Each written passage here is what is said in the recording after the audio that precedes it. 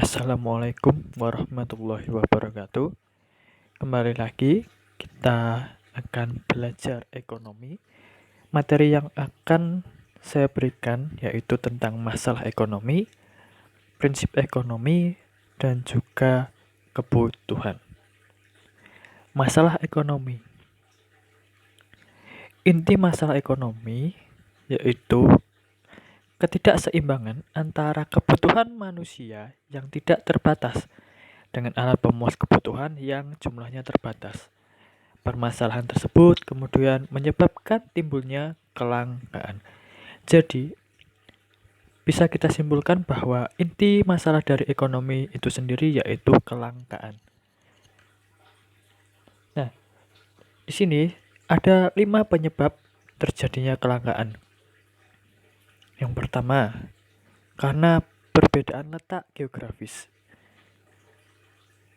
di mana sumber daya alam yang ada di bumi tidak tersebar secara merata.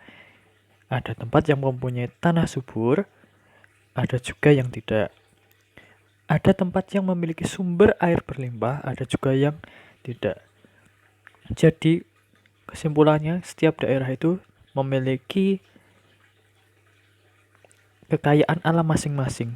Semuanya tidak ada di situ. Makanya terjadilah kelangkaan di daerah tersebut dan saling membutuhkan. Yang kedua, ada pertumbuhan penduduk. Di sini Thomas Robert Malthus, seorang ekonom asal Inggris, menyatakan bahwa pertumbuhan penduduk yang lebih cepat dibanding dengan pertumbuhan produksi akan menyebabkan kelangkaan. Banyaknya penduduk berarti lebih banyak kebutuhan yang harus dipenuhi. Jadi, kalau pertumbuhan produksinya hanya sedikit, tidak akan mencukupi kebutuhan tadi. Ya, karena setiap manusia memiliki kebutuhan yang sangat tidak terbatas. Sedangkan kebutuhan manusia itu sendiri sangat tidak terbatas. Saya ulangi lagi. Sumber dayanya itu terbatas, sedangkan orang itu sendiri memiliki kepuasan yang sangat tidak terbatas. Itu. Yang ketiga, kemampuan produksi. Faktor produksi tenaga kerja, sumber daya alam, modal, wirausaha yang kita punya tidak akan sama kemampuannya. Alhasil, tidak semua kebutuhan akan terpenuhi. Jelas ya, karena tenaga kerjanya itu berbeda, skillnya berbeda, sumber daya alamnya juga berbeda, tidak merata, modal yang dikeluarkan, dan juga kewirausahaan itu sangat benar-benar mempengaruhi dalam produksi. Yang keempat, yaitu perkembangan teknologi. Di negara maju, perkembangan teknologi terbilang lebih cepat dibanding negara berkembang. Ini berpengaruh terhadap terpenuhinya kebutuhan masyarakat. Teknologi yang rendah pastinya hanya mampu memenuhi kebutuhan lebih sedikit dibandingkan teknologi yang tinggi. Bisa kita lihat bahwa di negara-negara maju semuanya sudah serba canggih, semua serba menggunakan alat sehingga bisa mengurangi waktu yang tadinya dibutuhkan waktu 1 hari bisa selesai dengan cukup 1 jam atau 2 jam dengan menggunakan teknologi. Yang terakhir, masalah penyebab terjadinya kelangkaan yaitu bencana alam. Bencana alam akan mempengaruhi sumber daya yang ada sehingga mengganggu pemenuhan kebutuhan manusia. Bencana alam itu sangat berpotensi untuk merusak sumber daya alam. Jadi itu bencana alam adalah hal yang sangat berpengaruh dalam terjadinya kelangkaan. Lanjut. Nah, orang ekonomi atau biasanya anak-anak IPS harus mengetahui prinsip dari ekonomi itu sendiri. Jadi, prinsip ekonomi itu berbunyi dengan pengorbanan sekecil-kecilnya untuk memperoleh hasil tertentu, atau dengan pengorbanan tertentu untuk memperoleh hasil yang maksimal. Itu adalah prinsip dari ekonomi. Jadi dari pengorbanan kecil-kecilnya untuk mendapatkan hasil yang tertentu, atau dengan pengorbanan tertentu memperoleh hasil yang maksimal.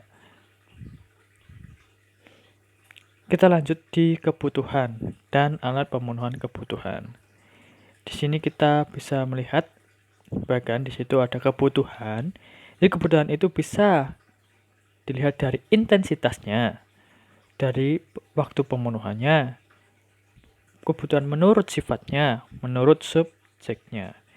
Di situ untuk intensitas itu dibedakan menjadi 3, yaitu primer, sekunder, dan tersier. Untuk waktu pemenuhannya bisa sekarang, akan datang, tidak terduga, atau sepanjang waktu. Menurut sifatnya, kebutuhan bisa menjadi 2, yaitu kebutuhan jasmani dan kebutuhan rohani. Untuk subjeknya itu bisa individu atau umum. Nah, kebutuhan menurut intensitasnya itu dibagi menjadi 3, yaitu kebutuhan primer, sekunder, dan tersier. Kebutuhan primer adalah kebutuhan utama untuk mempertahankan kelangsungan hidup manusia. Menurut International Labour Organization atau ILO, kebutuhan primer berkaitan erat dengan kebutuhan pokok seperti pangan dan gizi. Jadi contoh-contohnya adalah makanan, minuman, ya kan? Kalau orang Indonesia itu biasanya beras, contohnya beras, air mineral, dan lain sebagainya. Ada yang jagung, ada yang sagu. Itu adalah kebutuhan primer. Ya. Terus, yang kedua ada kebutuhan sekunder, yaitu kebutuhan yang baru diperoleh setelah kebutuhan primer. Biasanya kebutuhan sekunder itu setelah kebutuhan primer. Itu cara gampangnya. Contohnya, ketika orang tua membeli alat masak, almari, sepatu, dan lain-lainnya. Yang utama yaitu kebutuhan primer. Itu kebutuhan yang harus dipenuhi setiap hari.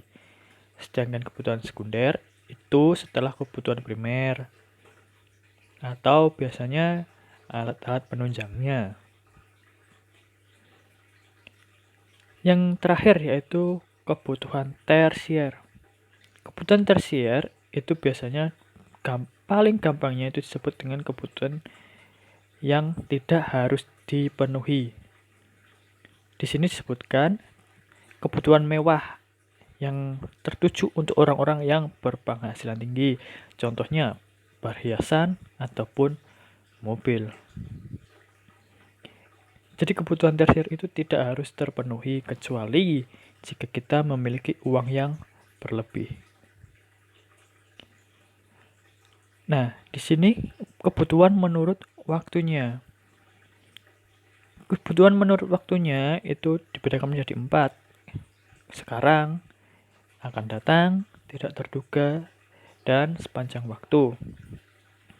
Kebutuhan sekarang, yaitu kebutuhan yang tidak dapat ditunda, seperti kebutuhan primer. Contohnya yaitu makanan atau obat jika sakit. Yang kebutuhan yang harus dipenuhi sekarang dan tidak bisa ditunda, seperti kebutuhan primer ya. Tapi ini menurut waktunya. Yang kedua, kebutuhan yang akan datang. Kebutuhan yang akan datang tidak berakibat fatal pada kelangsungan hidup. Contohnya tabungan. Jadi, kebutuhan yang akan datang adalah kebutuhan yang akan kita tanggung pada masa yang akan datang. Sepertinya kita menabung mungkin untuk membeli peralatan untuk membeli barang-barang mewah, dan lain sebagainya. Tidak dibutuhkan untuk sekarang. Yang ketiga, kebutuhan tidak terduga harus dipenuhi ketika suatu yang sifatnya tiba-tiba, misalkan sakit, kecelakaan, itu adalah kebutuhan tiba-tiba. Jadi mau tidak mau harus saat itu kita mengeluarkan uang. Itu adalah kebutuhan tidak terduga. Yang terakhir yaitu kebutuhan sepanjang waktu. Kebutuhan yang tidak terbatas dalam pemenuhannya. Contohnya ilmu, belajar. Belajar itu tidak mengenal usia dan tidak mengenal waktu. Sewaktu-waktu kadang ilmu bisa kita gunakan juga untuk berpikir, untuk mengetahui sesuatu hal. Mungkin kita sekarang belajar seperti ini, itu tidak ada manfaatnya. Tetapi jika suatu saat kita menemui hal-hal yang tidak terduga, atau pas dengan pelajaran ini, kalian pasti akan teringat. Itu. Jadi, belajar itu tidak akan pernah sia-sia. Ada juga kebutuhan menurut sifatnya. Menurut sifat, di sini ada dua, yaitu kebutuhan jasmani dan kebutuhan rohani. Kebutuhan jasmani yaitu yang dirasakan oleh fisik, seperti berolahraga. Sedangkan kebutuhan rohani itu kebutuhan yang tidak tampak, seperti batin kita, kasih sayang dari orang tua, atau menjalankan ibadah. Itu adalah kebutuhan rohani. Kebutuhan menurut subjeknya, yaitu dibedakan menjadi dua, yaitu kebutuhan individu dan kebutuhan sosial. Kebutuhan individu yaitu kebutuhan yang merupakan kepuasan pribadi, jadi untuk diri kita sendiri. Sedangkan kebutuhan sosial bisa bermanfaat untuk kelompok atau orang banyak. Contohnya ada rumah ibadah dan rumah sakit. Semuanya bermanfaat untuk kelompok atau orang. Nah, di sini ada benda menurut proses pembuatannya untuk pemenuhan kebutuhan. Nah, untuk benda itu dibedakan menjadi tiga, yaitu bahan mentah, ada yang setengah jadi, dan ada juga yang siap pakai. Bahan mentah itu contohnya seperti minyak bumi, tembakau, atau rotan. Itu semuanya bahan-bahan mentah. Sedangkan bahan setengah jadi yaitu bahan yang sudah diolah tetapi belum menjadi produk akhir, belum menjadi produk yang siap pakai. Contohnya benang.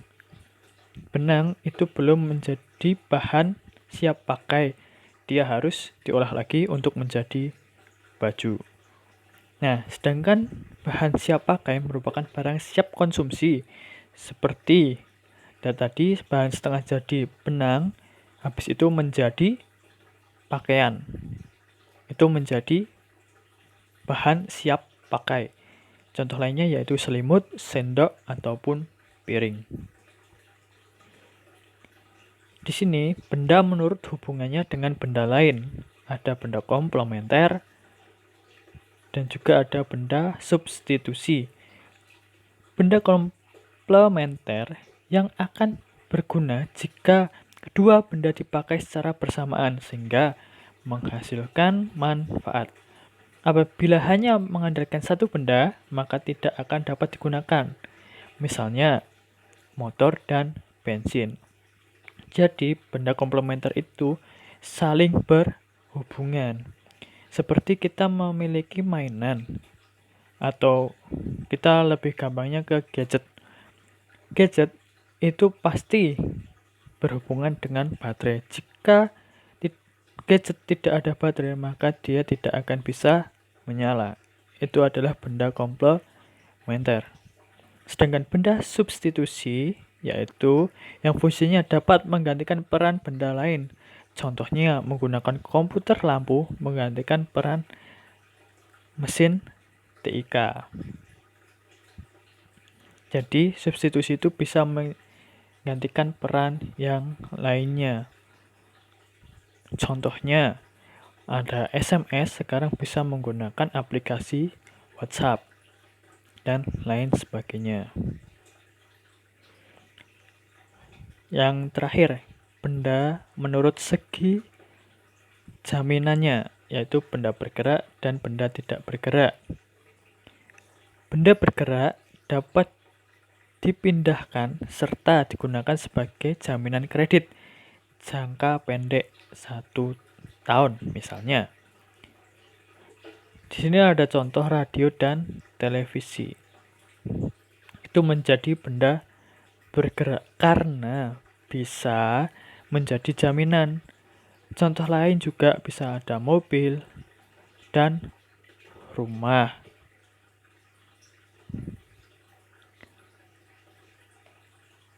Yang kedua itu benda tidak bergerak. Tidak dapat dipindahkan, namun bisa dipakai jaminan kredit jangka panjang. Contohnya lahan ataupun gedung. Berarti tadi untuk rumah itu berarti benda tidak bergerak ya. Karena biasanya yang menjadi jaminan itu adalah sertifikatnya. Sertifikat dan rumahnya biasanya. Itu bisa jadi untuk jaminan kredit jangka panjang. Nah, mungkin sampai di sini dulu materi yang saya berikan. Dari yang pertama adalah masalah inti dari ekonomi, ada prinsip dan kebutuhan dan alat pemenuhan. Terima kasih. Saya akhiri. Wassalamualaikum warahmatullahi wabarakatuh. Semoga bermanfaat.